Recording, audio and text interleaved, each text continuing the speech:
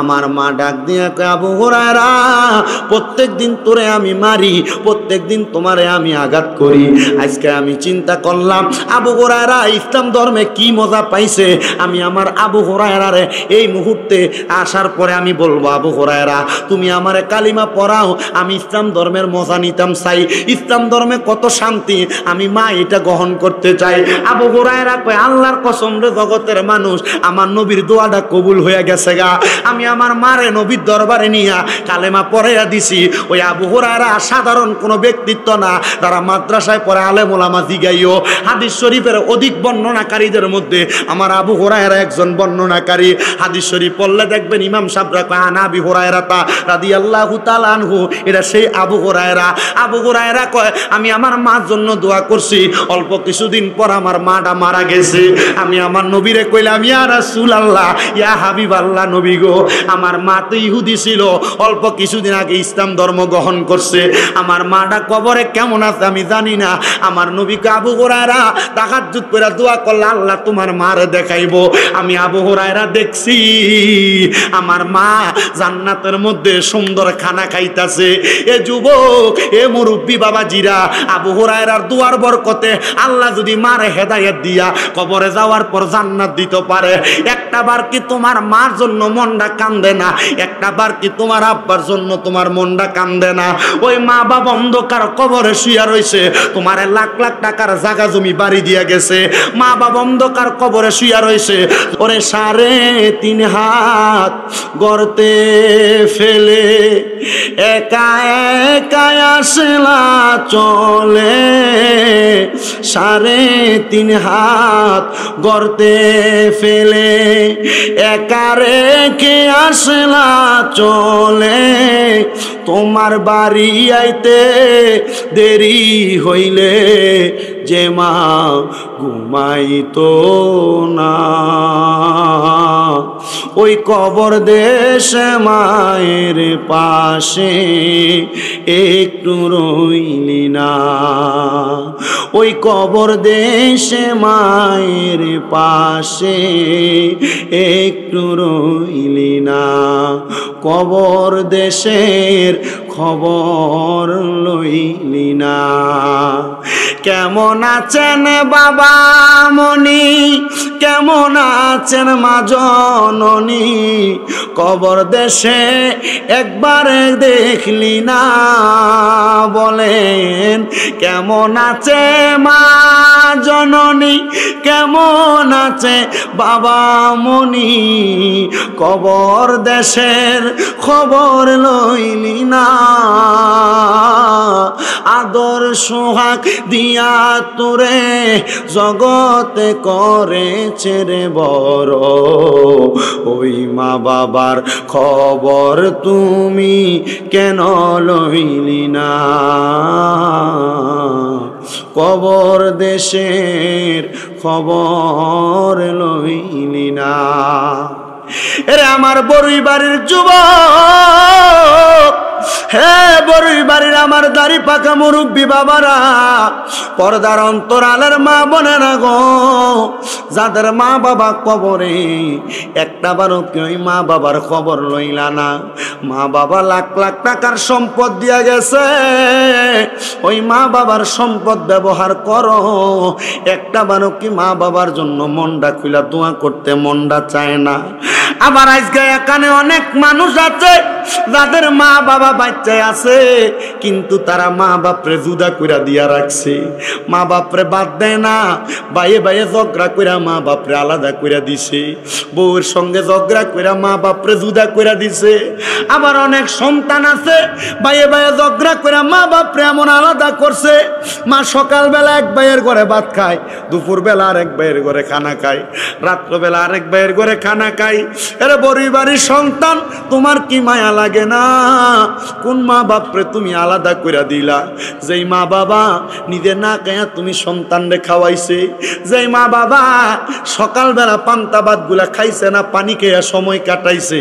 মা বাপ চিন্তা করতো আমার কলিজার টুকরা জাদুমণি বাড়িতে আসলে দুপুরবেলা রৌদ্র দিয়ে আসলে পানি ভাতটা খাইলে পুতের কলজাটা ঠান্ডা হইব। হাইয়া এমন মা কার জানি অন্ধকার কবরে। আবার অনেক সন্তান আছে এই মা বাপগুলারে আলাদা করে দিছ। না রে না, তোমার মতো শ্রোতার আমার দরকার নাই। বলে হুজুর কেন? কারণ ওই মা বাপের মনে কষ্ট দিয়া, মা বাপরে বাত না দিয়া এমন 100টা মাহফিল শুনতে পারবা, ব্রাহ্মণবাড়িয়ার সবচাইতে বড় মুফতি সাহেবের ওয়াজ শুনতে পারবা। আল্লাহর কসম লাভ হবে না, আল্লাহর কসম লাভ হবে না। সন্তান তোমার কদমের মধ্যে হাত রাইখা বলি, যদি তোমরা এমন মা বাবার মনে কষ্ট দিয়া থাকো, আজকে ওয়াদা করো এখান থেকে বাড়ির মধ্যে যে আমার পাটার মধ্যে ধরবা, এখান থেকে বাড়ির মধ্যে যে বাপের পাউডার মধ্যে ধরবা, বলবা মা ও আব্বা, আল্লাহর হস্তে আপনার কাছে মাফ চাই। মা বাপ যদি মুখ দিয়া কয় মাফ করে দিছি, তাইলে মা বাপের পাও চাইরো, আর নাইলে মা বাবার পাওটা চাইরো না। বলে হুজুর কেন? কারণ আম্মা আব্বা যদি মাফ না করে স্বয়ং খোদা তোমারে মাফ করবে না। অনেকে চিন্তা করে হুজুর আমি আমার মা বাবার লগে কোনো অন্যায় করছি না, আমিও কি মা বাবার পায়ে ধরে মাফ চাইতাম নি? আমি বলবো সন্তান মা বাবার পায়ে ধরলে সন্তানের দাম কমে না। আল্লাহর দোহাই লাগে রে, আল্লাহর দোহাই লাগে। আজকের বড়ুই বাড়ির মাহফিল কবুল হবে কি হবে না এটার গ্যারান্টি কেউ দিতে পারে না। তবে আমি শামিমরা একটা কথা বইলা দিয়া যাই, আগামীকালকে যদি দেখো বড়ুই বাড়ির কোনো দোকানে বইসা কোনো দাড়ি পাকা বয়স্ক বাবা বলে আমার ফুতে কোনোদিন আমার লগে কোনো অন্যায় করছে না, তবুও ওই শামিমরা কুমিল্লা থেকে আইসা ওয়াজ করার কারণে আমার ফুতে আমি আব্বার পায়ে ধরে মাপ চাইছে। কোনো মহিলা একজন আর একজনে বলে আমার ফুতে কোনোদিন আমার লগে কোনো অন্যায় করছে না, তবু আমি মার পায়ে ধরে মাপ চাই, তাহলে মনে করবা মাহফিলটা কবুল হয়ে গেছে। বলে হুজুর কেন? কারণ শুইনা লও আম্মা আব্বার পায়ে ধরলে দাম কমে না রে। আল্লাহর নবী কয় মা বাবার পায়ে ধরলে আমার আল্লাহ ওই সন্তানের সম্মান বাড়াইয়া দেয়। মা বাবার কাছে নত শিরে থাকলে আমার আল্লাহ ওই সন্তানের মর্তবা বাড়াইয়া দেয়। বলে হুজুর কেমনে বুঝতাম? আল্লাহর নবী কয় শুধু পায়ে ধরা না, মাঝে মাঝে সুযোগ পাইলে মা বাবার কদমে সুমা দিবা। অনেকে চিন্তা করে হুজুর মা বাপের পায়ে ধরে মাপ সামু দূরের কথা, 2 ঈদের সময় আমি মা বাবার পায়ে ধরে সালামই করি না। আর আল্লাহর নবী শিখিয়ে দেয় যদি সন্তান সুযোগ পাও আম্মা আব্বার কদমের মধ্যে চুমা দিবা। নবী গো কেন কেন? আমার নবী কয় আম্মা আব্বার কদমে চুমা দিলে আল্লাহর জান্নাতের চৌকাঠে চুমা দেওয়ার সওয়াব পাওয়া যায়। ইয়া রাসূলুল্লাহ কেমনে বুঝবো? আমার নবী কয় আমি যখন মক্কা থেকে মদিনায় হিজরত করে আইছি, আমার একজন সাহাবী আমি নবীর সামনে দাঁড়ায় গেছে, ডাক দিয়া কই ইয়া রাসূলুল্লাহ ইয়া হাবিবাল্লাহ নবী গো আমার একটা শখ, আমি মক্কা শরীফের চৌকাঠে চুমা দিমু। নবী আমি দোয়া করছিলাম, আমি নিয়ত করছিলাম যদি মক্কা বিজয় হয় আমি মক্কার চৌকাঠে যাই একটা চুমা দিয়ে আসমু। ইয়া রাসূলুল্লাহ নবী গো, ও দয়াল নবী, মায়ার নবী, রহমাতুল্লিল আলামিন নবীজি, মক্কা বিজয় হইছে আমি মক্কার চৌকাঠটা চুমা দিতাম পারছি না। নবী গো আপনি তো মদিনায় আসছেন, আপনি যেদিন মদিনা থেকে মক্কায় যাবেন আপনি আমার আপনার সাথে মক্কায় নিয়ে যাবেন। আল্লাহর নবী তার ওয়াদা দিলেন ঠিক আছে তোমারে নিয়ে যাওয়া হবে।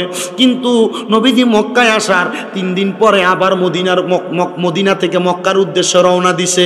আল্লাহর নবী রাহমাতুল্লিল আলামিন নবী যখন মদিনা থেকে মক্কা রওনা দিছে, এবার ওই সাহাবীর কানে খবর আসছে নবী না কইছে তোমারে মক্কায় নিয়ে যাইব। নবী একা একা মক্কায় চলে যায়। ওই সাহাবী দৌড়ে আমার নবীজির কদমের সামনে যায় কয় ফিদাকা আবি ওয়া উম্মি ইয়া রাসূলুল্লাহ, নবী গো আমার মা বাবা আপনার কদমে কোরবান হোক। ইয়া রাসূলুল্লাহ ইয়া হাবিবাল্লাহ, নবী গো আমি আপনার সঙ্গে কোনো অন্যায় করছি নি। আমার নবী কয় না ইয়া রাসূলুল্লাহ কোনো বেয়াদবি করছি। আমার নবী কয় না নবী গো আপনি না বলছেন আপনার সাথে আমার মক্কায় নিবেন, এখন দিয়ে আপনি একা একা চলে যান।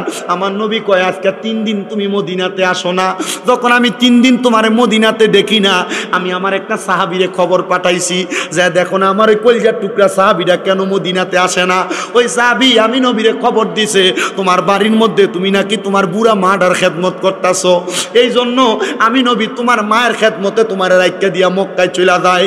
সাহাবী ডাক দিয়া কই নবী গো, যে আল্লাহ আমারে বানাইছে আমার মারে বানাইছে, আমি ওই আল্লাহর কাবা ঘর দেখবার লাইগা যামু, আপনি আমারে আমার মার কাছে ফালাইয়া দিয়া চলে যান।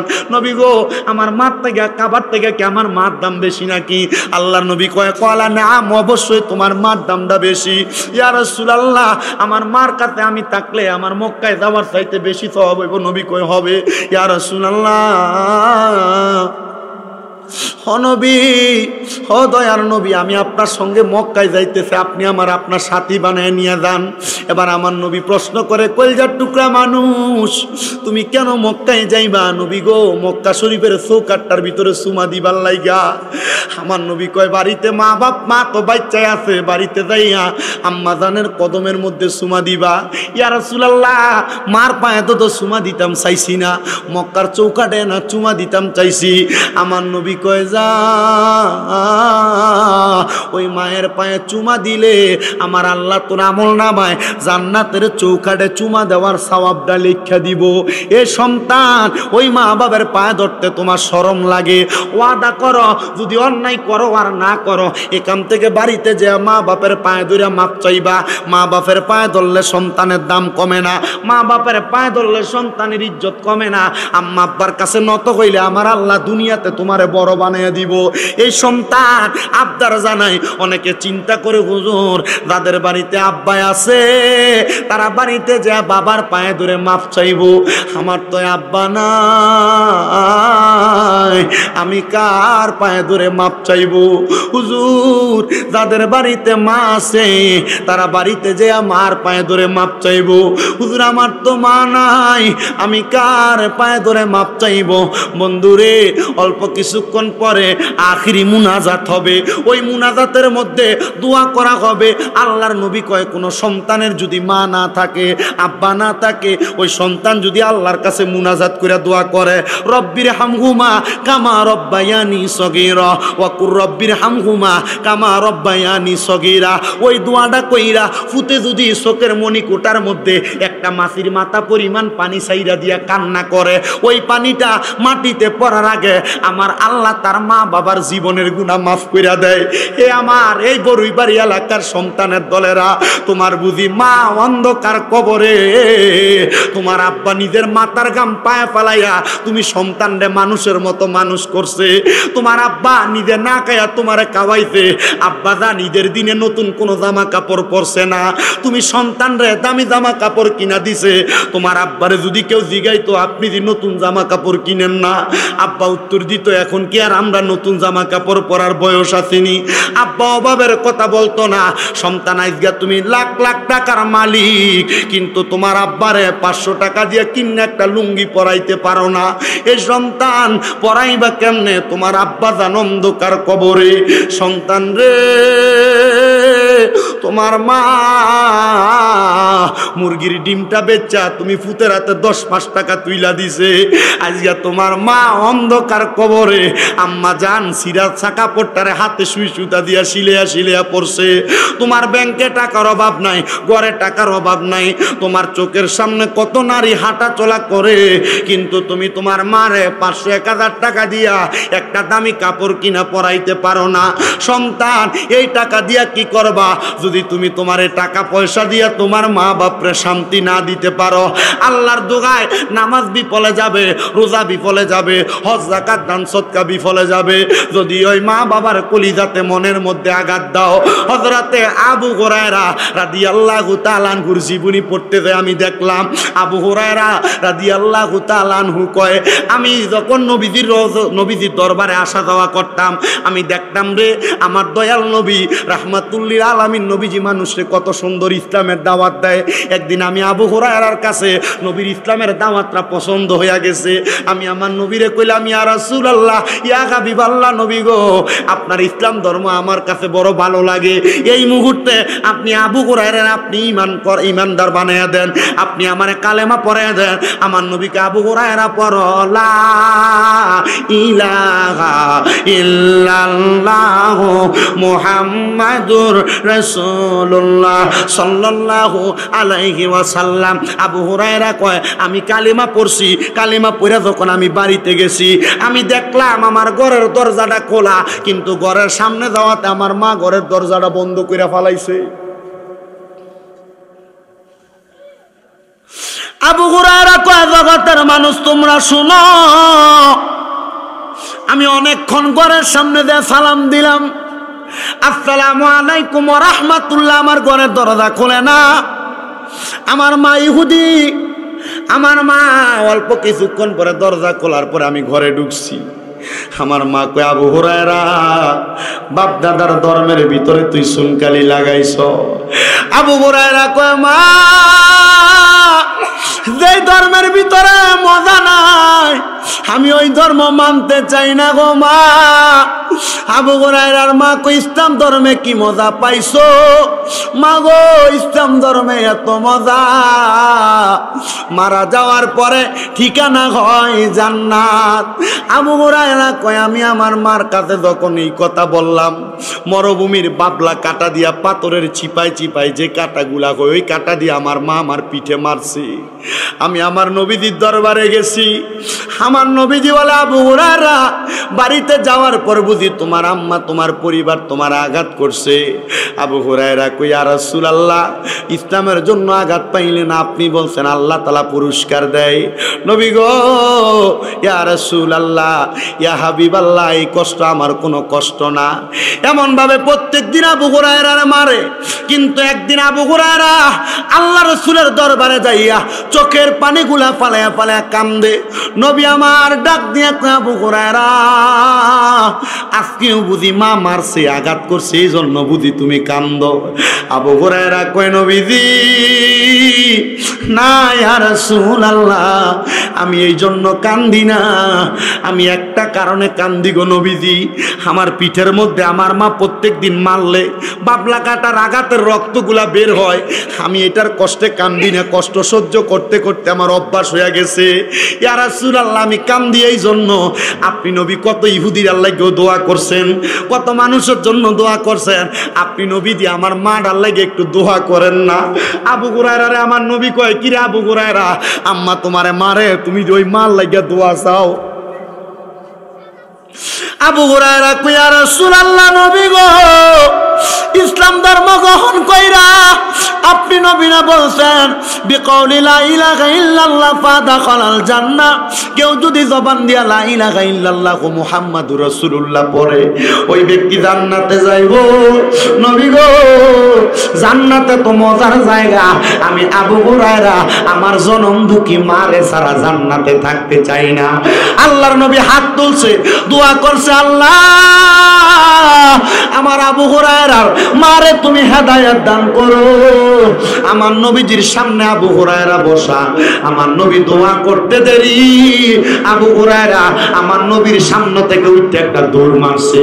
সাহাবায়ে কেরাম সামনে দিয়ে আটকাইছে, কি রে আবু হুরায়রা কইলা না আমার নবী তোমার মাল লাগা দোয়া করার জন্য, এখন দিয়ে তুমি দৌড় মারলা? আবু হুরায়রা কয় আমি দৌড় মাইরা তাড়াতাড়ি আমার বাড়িতে যাব। আবার নবী আবু হুরায়রা বেতার জ্বালা সহ্য হয় না এজন্য বুঝি তুমি বাড়িতে চলে যাও। আবু হুরায়রা কয় নবী গো আমি এই জন্য বাড়িতে যাই না, এই জন্য বাড়িতে যাই না, আমি তাড়াতাড়ি বাড়িতে যাইয়া দেখমু আমি আবু হুরায়রা আগে বাড়িতে গেছি না রাহমাতুল লিল আলামিনের দোয়াটা আগে বাড়িতে গেছে। জবানটা খুলে জোরে জোরে বলেন সুবহানাল্লাহ। আবু হুরায়রা কয় জগতের মানুষ, ও জগতের মানুষ, আমি তাড়াতাড়ি বাড়িতে গেলাম। অন্যদিন দেখতাম আমার ঘরের দরজা আমার জন্য বন্ধ, কিন্তু আজকে দেখে আমার ঘরের দরজা খোলা। আমি ঘরে ঢুকছি, আমি যে দেখলাম আমার মার মাথার চুলগুলা বায়া বায়া পানি পড়তাছি। সুবহানাল্লাহ।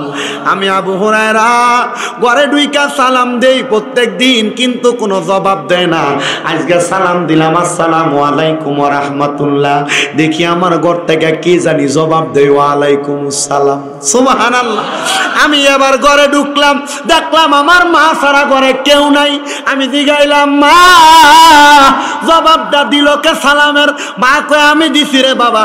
আমি জিগাইলাম মা, আজকে তুই দরজা বন্ধ করলেন না, আজকে কি আপনি আমারে মারবেন না?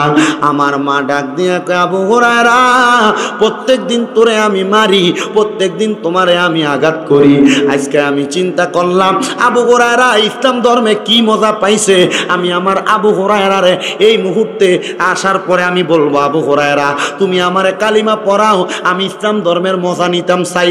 ইসলাম ধর্মে কত শান্তি, আমি মা এটা গ্রহণ করতে চাই। আবু হুরায়রা কয় আল্লাহর কসম রে জগতের মানুষ, আমার নবীর দোয়াটা কবুল হয়ে গেছে গা। আমি আমার মারে নবীর দরবারে নিয়া কালেমা পড়াইয়া দিছি।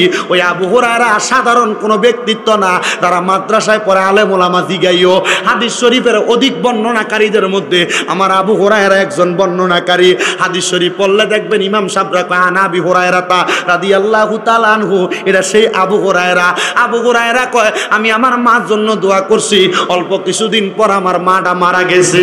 আমি আমার নবীরে কইলাম ইয়া রাসূলুল্লাহ, ইয়া হাবিবাল্লাহ নবী গো, আমার মা তো ইহুদি ছিল, অল্প কিছুদিন আগে ইসলাম ধর্ম গ্রহণ করছে, আমার মাটা কবরে কেমন আছে আমি জানি না। আমার নবীকে আবু হুরায়রা তাহাজ্জুদ করে দোয়া করলে আল্লাহ তোমার মারে দেখাইবো। আমি আবু হুরায়রা দেখছি আমার মা জান্নাতের মধ্যে সুন্দর খানা খাইতাছে। এ যুবক, এ মুরব্বী বাবাজিরা, আবু হুরায়রার দুয়ার বরকতে আল্লাহ যদি মারে হেদায়েত দিয়া কবরে যাওয়ার পর জান্নাত দিতে পারে, একটা বার কি তোমার মার জন্য মনটা কান্দে না? একটা বার কি তোমার আব্বার জন্য তোমার মনটা কান্দে না? ওই মা বাবা অন্ধকার কবরে শুয়া রইছে, তোমার লাখ লাখ টাকার জায়গা জমি বাড়ি দিয়া গেছে। মা বাবা অন্ধকার কবরে শুয়া রইছে, তুমি সন্তানরে হাজার হাজার টাকার সম্পদ দিয়া গেছে। কই তুমি তো তোমার মা বাপরে এখনো পর্যন্ত কবরে 2-1 টাকা দিতে পারো নাই, দিবা কেমনে মা বাপ কবরে? তোমার মা বাপ যদি বাচ্চা থাকতো, মা বাপের মাসে যদি 1000 টাকা করে ওষুধ খরচ লাগতো, 12 মাসে 12,000 টাকা মা বাবার পেছনে তোমার খরচ হইয়া যাইতো। এই সন্তান আম্মা আব্বা যে বাড়ি দিয়া গেছে, ওই বাড়িতে যদি তুমি ভাড়া থাকতা, মাসে 5,000 টাকা করে বাড়ি ভাড়া দিতা, 12 মাসে 60,000 টাকা ভাড়া দেওয়া লাগতো। আজকে তোমার মা কবরে, আল্লাহ যেন তোমার মার জান্নাতবাসী করে, তোমার মার কবরটার মধ্যে জান্নাতের বাগান বানায়া দেয়। একটা সন্তান কি হাতরা বাড়ায়া বলবা হুজুর এই বরুইবাড়ি আলগাঘাটির মাহফিলে আগামী বছর হবে, আমি সন্তান আমার মার কথা স্মরণ কইরা আগামী বছর 20,000 টাকা আমার মার নামে মাহফিলে দান করবো। আসুনি একজন সন্তান হাতরা বাড়ায়া বলবা, কথা কয় না। কি আমল? চিকন আমল। কারণ বাঙালি তো অল্প কইরা বেশি ফাইতো চায়, মারহাবা কয় না। অল্প কইরা কি ফাইতো চায়? তা আপনি তাহাজ্জুদ নামাজ সইরা আল্লাহর কাছে কানবেন, আল্লাহর কসম আজকে না হোক 10 বছর পর হইলে আপনার মনের আশা পূরণ করব। কি জোরে কর না কে? তাহাজ্জুদ করার দরকার আসেনি, দরকার আসেনি। উনি ডাক দিয়া কয় আমি পড়ছি 2-2 4 3 4 12 রাকাত। বলে করছেন কি? তাহাজ্জুদ নামাজ তো পড়ছেন, আল্লাহর কাছে চাইছেন কেমনে? কয় মুনাজাত দুইরা কইছি আল্লাহ আমি তোমারে দেখতাম চাই, তুমি আমারে দেখা দাও। বলেন গাফুর গাফার নামে তোমার আল্লাহ ও আল্লাহ ও, বলেন রহিম রহমান।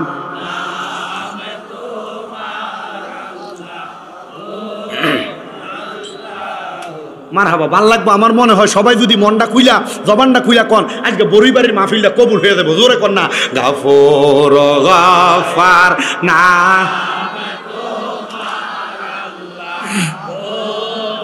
আল্লাহ আল্লাহ ও, বলেন রহিম রহমান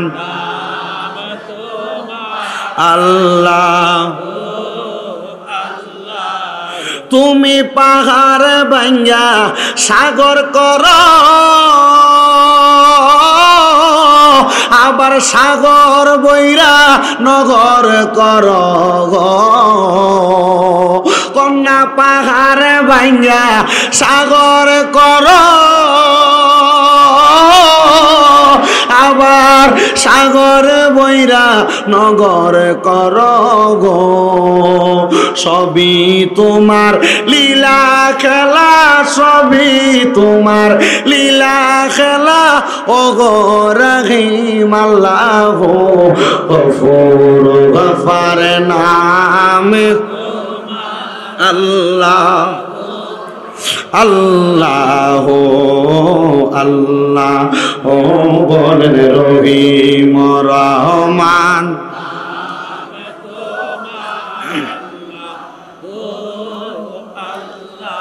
বাইজিদ বুস্তামি একটা ডাক দিয়ে কয় আব্বায়ো এমনে না তাহাজ্জুদ পড়বেন, পড়লে আল্লাহ কবুল করবে, সাজদা দিবেন নামাজটা শেষ কইরা, যে সাজদার নাম হইল সাজদাতুস শুকর। আল্লাহর কাছে ডাক দিয়া বলবেন আল্লাহ আপনারে দেখতে চাই, দেখবেন আমার আল্লাহরে আপনি দেখতে পাইবেন। ওই লোকটা ডাক দিয়া কয় জগতের মানুষ আমি এবার পরের দিন বাড়িতে যাইয়া তাহাজ্জুদ নামাজ পড়ার জন্য দাঁড়াইছি, 12 রাকাত নামাজ পড়ছি, সুবহে সাদিকের আগে আমার আল্লাহর কাছে সেজদা দিয়া আল্লাহর কাছে কাঁদতাছি। এমন টাইমে আমি দেখলাম আমার ঘরটা একটা নূরের আলোতে ফক ফক করে জ্বলতাছে। আমি আমার মাথাটা উড়াইলাম, মাথাটা উড়ে আমি চোখটা খোলার চেষ্টা করলাম, কিন্তু এত নূরের তাজাল্লি আমি দেখলাম আমার চোখটা আমি ভালো করে খুলতে পারি না। আমি আবার চিন্তা করলাম এমন নূরের তাজাল্লি মনে হয় বাইজিদের কথা সফল হইয়া গেছে। চোখ খোলার চেষ্টা করলাম, খুলতে পারি না। কিন্তু এমন টাইমে দেখলাম আস্তে আস্তে করে চোখ খুইলা দেখতেছে আমার ঘরে এমন একটা আলো ঝলমল করতেছে, জ্যোৎস্নার রাইতে চাঁদের আলোটা যেমন ফকফকায়া জ্বলে, আমি দেখলাম আমার ঘরটা তার চাইতে আরো বেশি আলো দিয়া ঝলমল করতেছে। আমি দেখলাম আমার ঘরের দরজাটার মধ্যে কে জানি দাঁড়াইয়া রইছে। আমি দেখলাম ওনার মুখটা দেখা যায় না, চেহারাটা কাপড় দিয়া ঢাকনা দেওয়া। আমি জিগাইলাম কে আপনি গো? আপনার শরীরের নূরের আলোতে নূরের ফুকাতে আমার ঘরটা আলোকিত হইয়া গেছে। উনি ডাক দিয়া কয় এই আল্লাহর বান্দা, যার কথা শুই না, যার আমলের কথা শুই না একটা না 30 বছর পর্যন্ত দিনে রোজা রাখছো, রাইতের বেলায় ইবাদত করো, আবার একজন অলির কথা শুই না এখন রাইতের বেলা তাহাজ্জুদের নামাজ পড়ো। আমি হইলাম ওই আমল শিখাইন না নবী, ওই নবী মুহাম্মদ মুস্তাফা আহম্মদ মুস্তাফা সাল্লাল্লাহু আলাইহি ওয়াসাল্লাম, মদিনার কামলিওয়ালা দয়াল নবী। ওই ব্যক্তি বলে আমি একটা লাভ দিয়ে আমার রসুলের কদম মুবারকে ধরছি, ডাক দিয়ে কইলাম ইয়া রাসূলুল্লাহ ইয়া হাবিবাল্লাহ, নবী গো আপনি নবীরে দেখতাম আমার মনটা চাই। নবী কয় আমারে তো দেখতে চাইছস না, দেখতে চাইছস খোদারে। আমি তোর ঘরে কেন আসছি জানোস? তুই যে 30 বছর টানা ইবাদত করতাছস, তোর কোনো ইবাদত আমার আল্লাহর কাছে কবুল হইতাছে না রে পাগল। তোর সব ইবাদত আমার আল্লাহ আসমান এবং জমিনের মাঝখান দিয়া ঝুলাইয়া রাখছে। ইয়া রাসূলুল্লাহ ইয়া হাবিবাল্লাহ, নবী গো আমার আল্লাহ যে আসমান জমিনের মাঝখানে ঝুলাইয়া রাখছে, নবীজি বুঝতে পারলাম না কারণ কি। আমার নবী ডাক দিয়া কয় তোর মা যখন মারা গেছে, তোর বাবা যখন মারা গেছে, বল রে পাগলা তুই কি এখন পর্যন্ত তোর মা বাবার জন্য একটু দোয়া করছিস নি? ডাক দিয়া কয় হুজুর দোয়া করছি। বলে দোয়াটা কবুল হয়েছে নি? মা বাপরে একটু দেখার চেষ্টা করছিস নি? উনি ডাক দিয়া কয় হুজুর দোয়া করার দায়িত্ব, দেখা করার চেষ্টা তো আমি করি নাই, কারণ আমি জানি আমার মা মারা গেছে, আমার বাপ মারা গেছে, আমি আমার মা বাবার লগে দেখা করা সম্ভব না। আমার নবী ডাক দিয়া কয় পাগলা ওই মা বাপরে সন্তুষ্ট না কইরা খোদা দেখতা চাও, তুমি তো তোমার খোদারে পাইবা না, খোদারে দেখবা না। ডাক দিয়া কই হুজুর একবার আমি ওই মারে দেখতাম চাই, বাপরে দেখতাম চাই। আমার নবী ডাক দিয়া কই ও 30 বছর ইবাদত করেন না বেড়া, আয় আমার সামনে আয়। আমার নবী তারে সামনে নিয়া ওই সাজদারত পাগলাটারে ডাক দিয়া কয় তুই আমার আল্লাহ তাআলারে স্মরণ কর, আর জবান দিয়ে ইস্তেগফার পর আস্তাগফিরুল্লাহ রাব্বি মিন কুল্লি জামবি ওয়া আতুবু ইলাইহি লা হাওলা ওয়ালা কুওয়াতা ইল্লা বিল্লাহিল। দোয়াটা পড়রে পর ইস্তেগফার কর। উনি কয় আমি ইস্তেগফার করলাম। আমারে কয় একবার সূরা ফাতিহা পড়। আমি সূরা ফাতিহা পড়লাম। আমারে কয় 3 বার সূরা ইখলাস পড়। আমি সূরা ইখলাস পড়লাম। আমারে কয় আবার তুই আমার আল্লাহ তাআলার কাছে একটা সেজদা দে। হুজুর আমি আল্লাহ তাআলার কুদরতি কদমে একটা সেজদা দিছি। আমি সেজদা দেওয়ার পরে দেখলাম 2 জন মানুষ, একজন বুড়া মানুষ পুরুষ, একজন বুড়া মানুষ মহিলা, 2 জন বৈশা বৈশা কান্দে। আমি তারার কাছে যাই জিজ্ঞাসা করলাম, কে গো আপনারা কান্দেন কেন? তারা 2 জন আমার দিকে চোখটা তুইলা কয়, পুত্রে আমরা রে কি চিনস না? আরো 35 বছর আমরা আগে আমরারে কবর দিয়া গেছস, আমরা রে কি চিনস না? আমরার জন্য কি তোর একটু মনটা কানছে না? আমরা মা বাবা কবরে আইসা তোর ইবাদত কবুল হওয়ার জন্য কত আল্লাহর কাছে কান্নাকাটি করি। মা ও আব্বা গো আপনারা কি কবরে ভালো নাই? মা বাপ 2 জন কয় না রে ফুত আমরা বালা নাই। মা গো মা কবরে বালা নাই। কেন বালা নাই বলেন না? বলে আমরা দুনিয়াতে অনেক সম্পদ রাইখা আসছি রে সন্তান। ওই সম্পদের মধ্যে এমন একটা ব্যক্তি বসবাস করে যেই ব্যক্তিটা সবচাইতে একজন বড় নেশাখোর। এ বাবা ওই নেশাখোরটা যখন রাত্রবেলা তার ঘরের মধ্যে আইসা তার বন্ধু বান্ধবরে লইয়া নেশা করে, ওই জাগার মালিক তো আমি জাগার মালিক হওয়ার কারণে ওই নেশা যখন করে তখন থেকে আমরা মা বাবার কবরে আযাব শুরু হইয়া যায়। নাউজুবিল্লাহ নাই।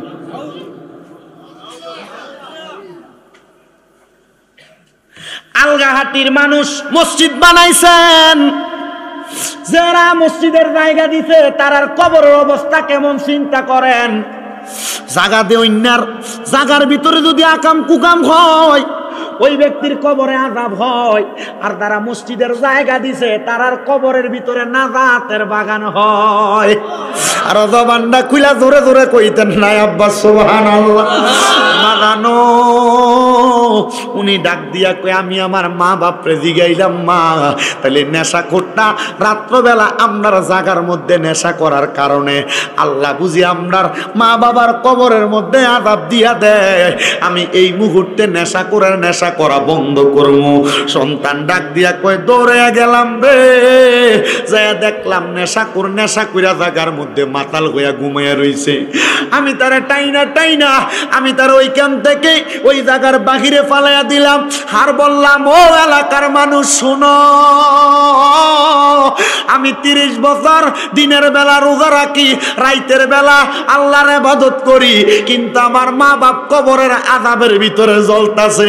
এলাকার মানুষ কয়, কি বলেন আপনি যে ইবাদত করেন আমরা তো মনে করছি আপনার বাপ দাদা বংশ গোষ্ঠী যারা আছে আপনার ইবাদতের কারণে আমার আল্লাহ তারারে মাফ কইরা দিব। ভাইজান রে, এখন আপনি এই কি জবাব দিলেন? আপনার মা বাপ নাকি কবরের মধ্যে জ্বলতাছে। উনি ডাক দিয়া কয়, না রে না, আমার মা বাবার সম্পদের উপরে ওই মানুষটা নেশা করার কারণে আমার আল্লাহ আমার মা বাবার কবরে আযাব দিয়া দিছে। ওই ব্যক্তি বলে, এবার আমি কত চেষ্টা করলাম আমার মা বাবার কবরের খবর জানতে। আমার মা বাবা কবরে নেশাখোরটা দৌড়াইয়া দেওয়ার কারণে বালা আসেনি। আমি আল্লাহর দরবারে তাহাজ্জুদের নামাজ পড়ে কান্দি আর ডাক দিয়া কই, মাবুদ ও দয়াল আল্লাহ, আমার মা বাবা কবরে এখন কেমন আছে আমি জানি না। উনিকে আমি আবার তাহাজ্জুদের নামাজ পড়ি আর আমি আমার মা বাপরে দেখি না। মনে রাখবা ও বড়ই বাড়ির মানুষ, মা বাপ যদি কবরে কষ্ট থাকে তখনই কিন্তু তোমার স্বপ্নের ভিতরে আইয়া দেখা দেয়। কোন সময় দেখা দেয়? কষ্টে থাকলে সে কি করে? দেখা দেয়। চাটা দিয়েন না। এই জন্য আমি আপনাদের সবার কাছে বলবো রে বড়ই বাড়ির মানুষ, নিজের মা বাবা আপনারা সম্পদ দিয়া গেছে নাচ গান বাজনা করার জন্য না, আপনারা সম্পদ দিয়া গেছে আপনি ব্যবহার করার জন্য। আপনি কেমনে ব্যবহার করলেন এটা আপনি জানেন, কিন্তু জবাব দেওয়া লাগবে একজনের কাছে। বলেন তিনি কে? জোরে কোন তিনি কে? এবার আপনারা বলেন, আপনারা মা বাপ যে সম্পদ দিয়া গেছে, আবার যদি আল্লাহর কাছে আপনি জবাব দিতে চান, আপনি জবাব দিতে পারবেন না। এবার আল্লাহর বান্দা কয়, আমি দৌড়াইয়া বাইজিদ বুস্তামির কাছে গেছি, যায় ডাক দিয়ে কইলাম, বাইজিদ আমি আমার মা বাপরে আরেকটা বারের জন্য দেখতে চাই। বাইজিদ বুস্তামি কয়, আব্বা সামনে আসেন, আপনি একটু আল্লাহ তাআলার কাছে ফরিয়াদ করেন, মুরাকাবা করেন, মুরাকাবা দেখবেন আল্লাহরে দেখতে পাইবেন। বলে বাবা মুরাকাবা করার জন্য কি করা লাগবে? আল্লাহর নবী শিখিয়ে দেয়, মুরাকাবা করার জন্য 1 নাম্বার হালাল খাওয়া লাগবো, হারাম ত্যাগ করা লাগবো। যখন হালাল খাইয়া 5 ওয়াক্ত নামাজ আদায় কইরা আমার আল্লাহর কাছে চোখ বন্ধ কইরা কোনো কিছু দেখার চেষ্টা করবেন, দেখবেন আমার আল্লাহ তাআলা চোখটা বন্ধ করলে আপনার চোখের সামনে সেটা দেখাইয়া দিব। আপনারা যারা এখানে আছেন মাঝে মাঝে চোখটা বন্ধ করে দেখবেন অন্ধকার দেখা যায়। আর যারা মুরাকাবা করুন না, হারাম খায় না, সুদ খায় না, ঘুষ খায় না, পরের হক মাইরা খায় না, যারা নামাজ পড়ে, রোজা রাখে, হজ যাকাত করে, আল্লাহ তাআলার ইবাদত করে, ওই মানুষটা চোখ বন্ধ করলে অন্ধকার দেখে না, মক্কা মদিনা দেখতে পায়। জোরে কোন সুবহানাল্লাহ। এবার আপনারা বলেন, আমার এলাকার ভিতরে অনেক নামাজি আছে সুদ খায়, আছে না নাই? অনেক নামাজি আছে ঘুষ খায়, অনেক নামাজি আছে ভাই-ভাতিজার জমি দখল করে খায়, অনেক মানুষ আছে মিছা কথা কয় আবার নামাজও পড়ে, আছে না নাই? আবার অনেক এলাকায় মসজিদ কমিটির সভাপতি সুদখোর, অনেক এলাকার বেদদার সর্দার মাথা বরেডি ঘুষখোর, আছে না নাই? বিচারে কেউ 1000 টাকা পেছন দিয়া দিলে এটা বিচার ঘুরে ফেলায়। আরো জোরে কোন আছে না নাই? বাজানো আমি দেখছি গো, আল্লাহর নবী কইছে একটা কুত্তার চেহারা গুণ থেকে উইটা দেখলে গুনাহ হইতো না, একটা হারামখোর সুদখোর ঘুষখোরের চেহারা দেখলে একটা নামাজি ব্যক্তির বরকত আল্লাহ ক্ষমায়া দিব। এজন্য সাবধান, সুদখোরের লগে বন্ধুত্ব বলেন চলবে? সুদখোরের লগে বন্ধুত্ব চলবে? সুদখোরের সর্দারি চলবে? সুদখোরের সর্দারি চলবে? সুদখোরের বাহাদুরি চলবে? এরা বাহাদুরি করলেও এদের বাহাদুরি মানবেন না, আর আপনার এদিকে দইরা নিয়ে এলাকার সর্দার মাতাব্বর বানান। আল্লাহর নবী কয়, উম্মত এরা যতই ইবাদত করুক আমার আল্লাহ তাদের ইবাদত কবুল করবে না। এবার ওই আল্লাহর ওলি ভাই কষ্ট হইতেছে আপনারা, কষ্ট হইতেছে আপনারা। ওয়াজ যতক্ষণ করি মনোযোগ দিয়ে শুনবেন, ধৈর্য সহকারে শুনবেন, কারণ আমার ওয়াজের সিস্টেম হইলো একটা বিষয় ধরি শেষ করি, এটার উপর যদি মানুষ আমল করে আলহামদুলিল্লাহ।